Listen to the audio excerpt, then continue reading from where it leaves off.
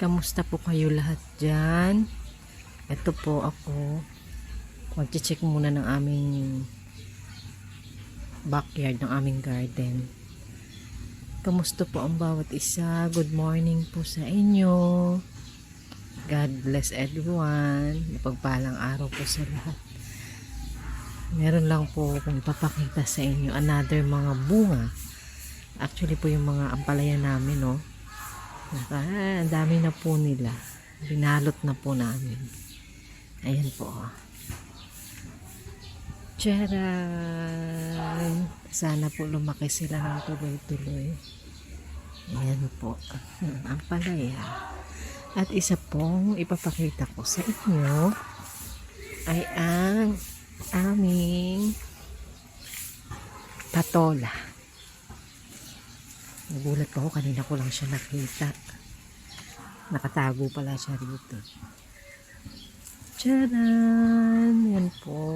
Oh, then yun. Meron pa doon. Kasi gumapang siya doon eh. Yung mga nakabalot naman po is mga ampalaya. Thank you Lord sa mga blessing.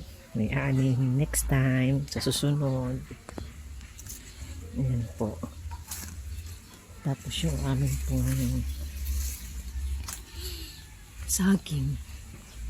Check natin. Kita niyo po.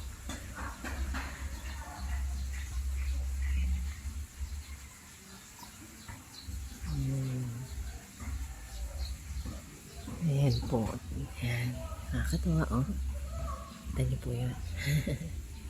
Kita niyo yan? Thank you Lord. Maraming blessing na naman soon. Ayan. Yung aming pong niyog. Ayan. Matagal pa yan. Maliliit pa lang siya eh. Ito niyo.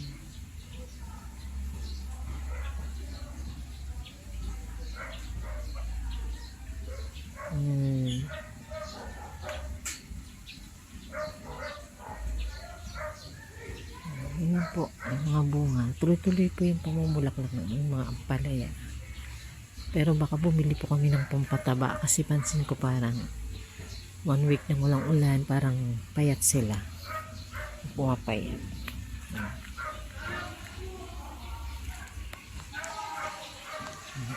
Ito po mga guyabano, santol,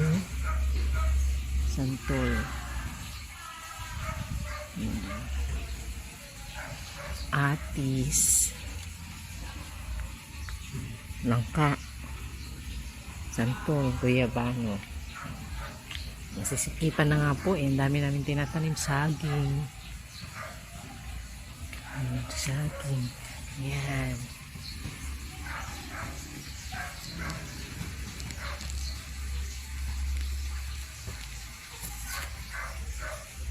Yan po yung update sa aming mga tanim. Yan po. Kahapon nagwalis ako dito. Pero ngayon may mga laglag na namang dahon. Ang tagal nga po namin hindi nabisita to kasi nag-busy sa school. Nagkaroon ng monthly test ang anak ko. So review. Monthly test, summative test po. Kaya ang ganda na tingnan kasi may mga bunga. Sana magbunga pa ng magbunga.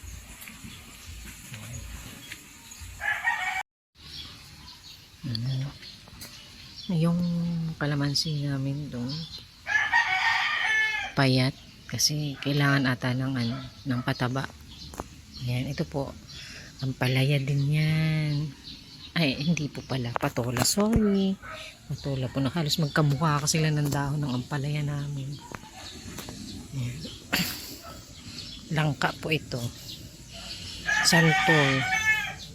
No, sorry again. Ano ba yan? Mali-mali ako. Avocado, guyabano, and this is my love na wild mulberry natin. Baga native lang siya, sana lumaki. Ayan. Gusto ko kasi talagang mabuhay niyan. Ayan. Yun lang po yung mga aking mga update ngayon sa aking mga tanim dito. Sa aming tanim. Kasi super naging busy. Kaya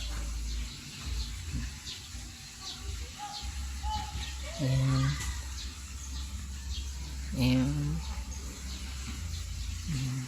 Ang ganda po ng araw, mainit. Ilang araw ng halos 1 week ng mainit.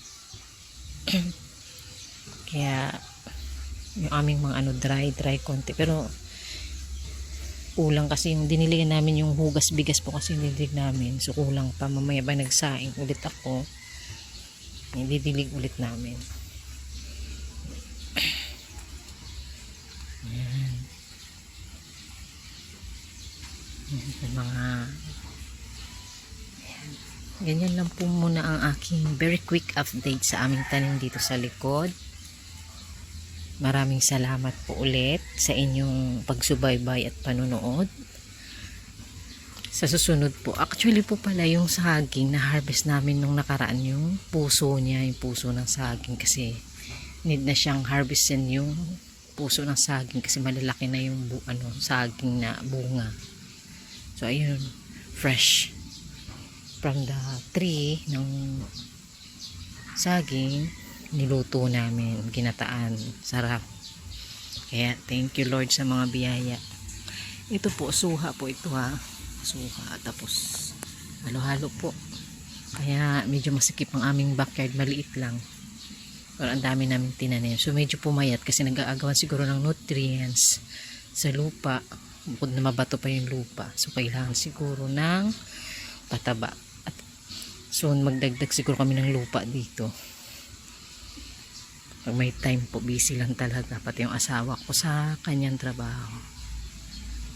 Okay, muli po ako magpapasalamat. Maraming salamat po ulit sa pagsubaybay at pagsuporta po sa aking mga palabas. Medyo madalian lang at marami po akong ginagawa talaga. Maya maya balik na naman sa school para magsundo. Ayan.